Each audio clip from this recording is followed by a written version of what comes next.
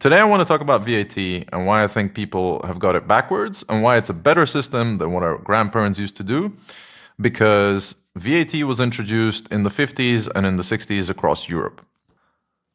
Taxes have been around for thousands of years, probably before even coins and money was created as an invention. You probably had to give your goat's leg when you killed it to the king or something like that, right?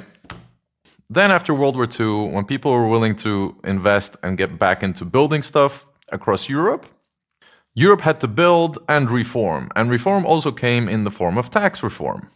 Until VAT, most countries had excise duties, sales tax, turnover tax, and all kinds of other taxes applied at different stages of production and distribution, creating a lot of double taxation. It's just a fancy way of saying that you get taxed at the same economic activity twice or even 3 times. In short, it was a financial nightmare. So then they came up with a simpler taxation system and they called it value-added tax. In short, VAT. So officially, value-added tax is an indirect general consumption tax assessed on the value added to goods or services at every stage of the production and distribution chain, from the very beginning of production till the very end of sale. And here's the most important part. It is borne, so paid by, the consumer, while businesses collect and remit. Remit is paying back to the government. So the businesses are just an instrument for the government to basically collect this money. Okay? That's the way you should be thinking about it. So it's a little bit like a hot potato. So you start with one place and then you're throwing the hot potato along until it gets to, I guess in this analogy, the final person who then eats it. I don't know where I was going with that. Weird analogy, but here's an example from real life. Okay, so you have a farmer who has produced their wheat. So the production was the wheat. Now the farmer is selling it to the flour mill.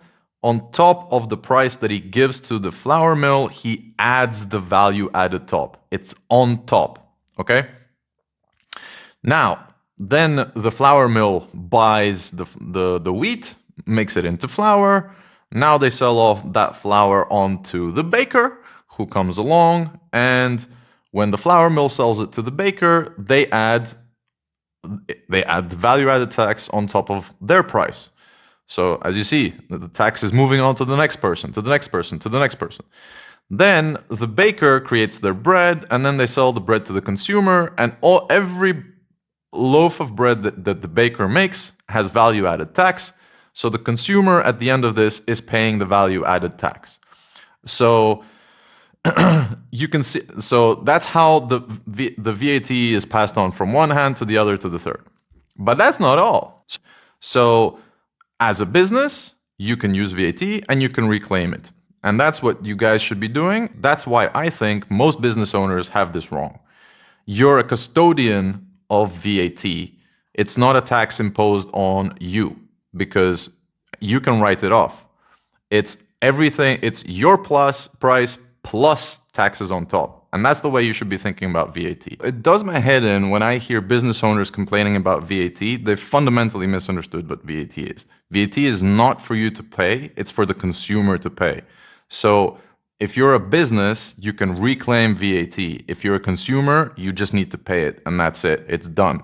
So in the example of the baker, for example, if the baker bought flour from the flour mill for, let's say, 1,200, that's the total price, including VAT. 200 of that is VAT, right? But the same, so the baker has already paid the 200 VAT at that point, and that's why that's where the hot potato analogy comes into play. So the baker then sells, let's say, from that flour, he makes bread for 2,000, and the VAT on top of that is 20%, so 400. So he made sales of 2,400. So there's 400 of VAT here, but he already paid 200 there, right? Before, to the flour mill. So in this case, the first 200 cut out 200 from the 400 that he was supposed to pay on top. So in total, it's still going to be the 400, not 600. And in the old times, it might have been the 600.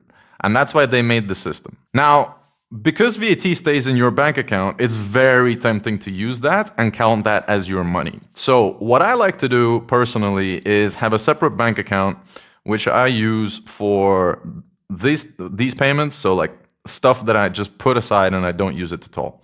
So it's my VAT, income tax, other types of stuff, buffers that I've set in from everything, and I just keep that money there so I don't get tempted to use it.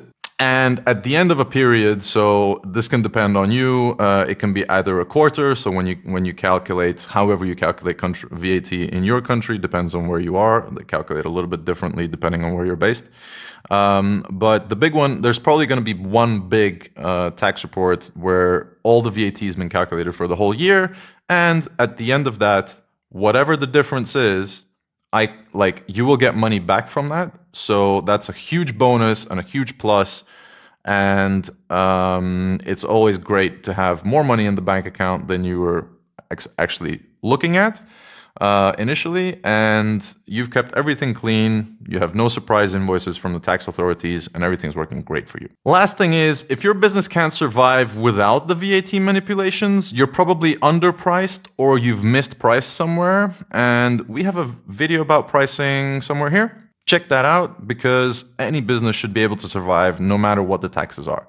And if you can't do that, that means you've probably miscalculated somewhere, but it's a quick fix. See you in the next one. Peace.